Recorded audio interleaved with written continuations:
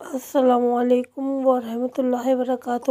نماز صبح کی اہمیت۔ لوگوں کی نماز صبح قضا ہونا آخری زمانے کی نشانی، روزی میں کمی اور رزق میں تنگی کا سبب ہے۔ امام جعفر صادق علیہ السلام سے سوال کیا گیا کہ جو لوگ آخری زمانے میں زندگی گزاریں گے ان کی روزی کیوں تنگ ہوگی؟ امام نے فرمایا اس کی وجہ یہ ہوگی کہ ان کی زیادہ تر نمازیں قضا ہوں گی۔ ایک شخص نے امام صادق علیہ السلام کی خدمت میں آیا، عرض کی مولا میں گناہ کا مرتکب ہوا ہوں۔ امام صادق علیہ السلام نے فرمایا خدا بخش دے گا۔ اس شخص نے پھر کہا جو گناہ مجھ سے سرزد ہوئے ہیں وہ بہت بڑے ہیں۔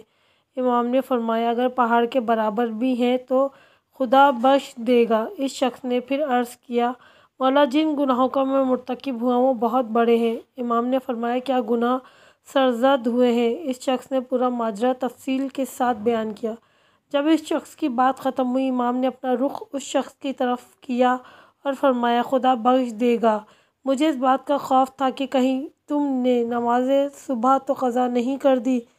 مرحوم آیت اللہ حاج شیخ حسن علی اصفہانی کے نام سے جو مشہور ہیں، اپنی وصیت میں اپنے فرزند سے کہتے ہیں کہ اگر کوئی انسان 40 دن ریاضت اور عبادت کرے لیکن اگر اس کی ایک دن کی نماز صبح قضا ہو جائے تو اس کی 40 دن کی عبادت کی کوئی اہمیت نہیں۔